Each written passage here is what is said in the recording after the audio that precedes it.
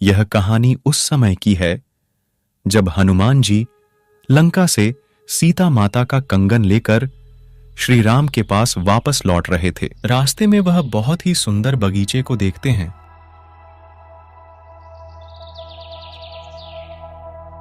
अरे वाह, ये तो बहुत ही सुंदर बगीचा है। बड़ी बड़ी नदियां भी है।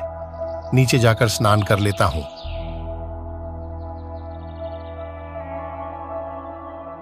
हनुमान जी वहां के नजारे को देखकर मन ही मन खुश हो रहे थे।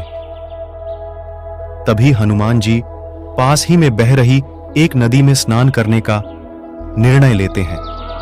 हनुमान जी सीता जी के कंगन को पास ही में पड़े एक पत्थर पर रख देते हैं और स्नान करने लगते हैं।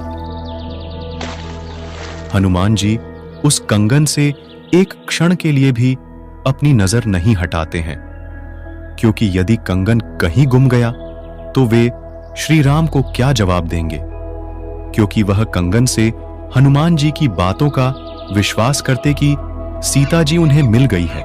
हनुमान जी के देखते ही देखते वहां पर एक बंदर आता है और उस कंगन को लेकर वहां से भागने लगता है।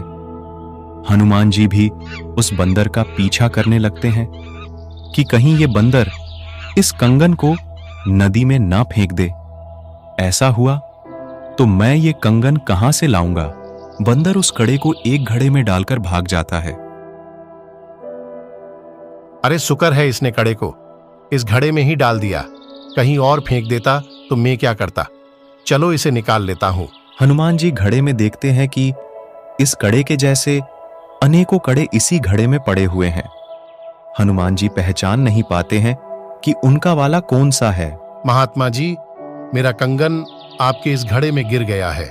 कृपया बताइए मेरा कंगन इसमें कौन सा है, क्योंकि इसमें एक जैसे कई कंगन हैं। भाई, आपका कंगन और आपको ही नहीं पता तो मैं कैसे बता सकता हूं कि आपका वाला कौन सा है। महात्मा जी, मैं हनुमान हूं। लंका में सीता माता का पता लगाकर आ रहा हूं। कृपया दया करे बताइए मेरा वाला कंगन कौन सा है। आप कौन सी वाली सीता माता का पता लगाकर आ रहे हो हनुमान? महात्मा जी, आप कौन सी दुनिया में रहते हो? भगवान रामचंद्र जी की पत्नी है सीता माता। लंका के राजा रावण ने उन्हें कैद कर रखा है। मैं उन्हें खोज कर आया हूं। ये कंगन उन्हीं का है। उन्होंने मुझे ये निशानी के रूप में दिया है। भाई, ये आपके रामचंद्र जी न जाने कितनी बार जन्म और मर चुके हैं। ये सृष्टि कोई आज से ही नहीं चल रही है। न जाने कितनी बार आप जैसे हनुमान यहां आ चुके हैं और कितनी ही बार ये घटना घट चुकी है। महात्मा जी, अभी तो आप मुझे यह बताइए कि वह कंगन कौन सा है। रामचंद्र जी मेरा इंतजार कर रहे होंगे। कोई भी ले जाइए, सब एक ही काम करेंगे। सब आप ही के द्वारा डाले गए हैं। महात्मा जी, चलो आपकी बात मैंने मानी कि ये सब मेरे ही द्वारा डाले गए हैं, लेकिन हर बार हनुमान लेकर भी तो जाता है। इसी में थोड़ी छोड़ जाता है। हाँ, लेकर भी जाता है, लेकिन इस घड़े में ऐसी शक्ति है जिससे कि इसमें कुछ भी डालो तो वह सामान दो में बदल जाती है। आप चाहो तो प्रयास करके देख सकते हो। हनुमान जी ने पास रखी एक कटोरी उठाई। हनुमान जी को बहुत आश्चर्य हुआ और महात्मा जी की बात कुछ सच लगने लगी, लेकिन सोचा कि अभी तो चलता हूं, बाद में कभी बात करेंगे। हे महात्मा, आप कौन हैं? आपका नाम क्या है? मेरा नाम मुनींद्र ऋषि है। राम जी का वनवास का समय पूरा होने पर, राजतिलक होने के बाद सीता जी सभी योद्धाओं को उपहार प्रदान कर रही थी। सीता जी ने हनुमान जी को अपनी सबसे कीमती मोतियों की एक सुंदर माला दी। हनुमान जी उस मोतियों की माला को बड़े ध्यान से देखने लगते हैं और माला को तोड़ देते हैं और मोतियों में राम जी के अस्तित्व को ढूंढने लगते हैं।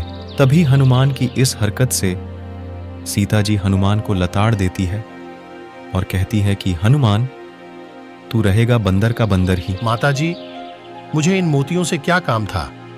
मैं तो ये देख रहा था कि इनमें किसी में राम का नाम हो तब तो मेरे काम के है, वरना ये कंकर मेरे किसी काम के नहीं है।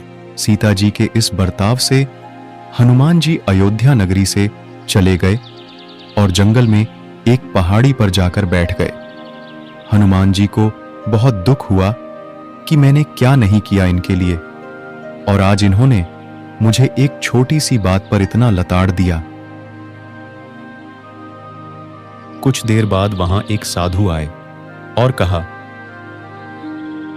राम राम भाई हनुमान। राम राम जी महात्मा जी, आओ बैठ जाओ महात्मा जी।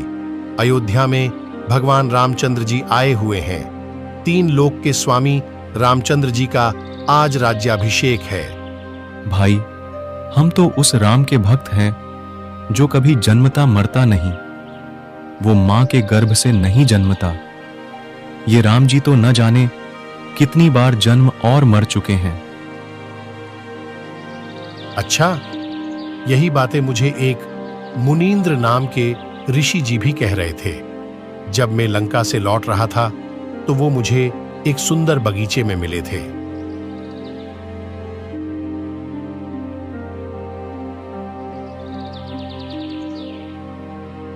हनुमान, वो मैं ही था।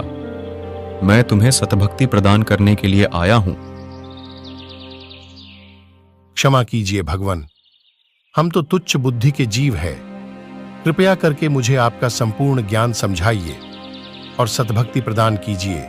हनुमान, यदि आप जैसे योद्धा न होते तो राम जी का युद्ध जीत पाना संभव नहीं था। हनुमान जी को ऋषि मुनींद्र अर्थात कबीर परमात्मा जी की सारी बातें समझ आ गईं और उनसे नाम दीक्षा लेकर आदि राम की सतभक्ति की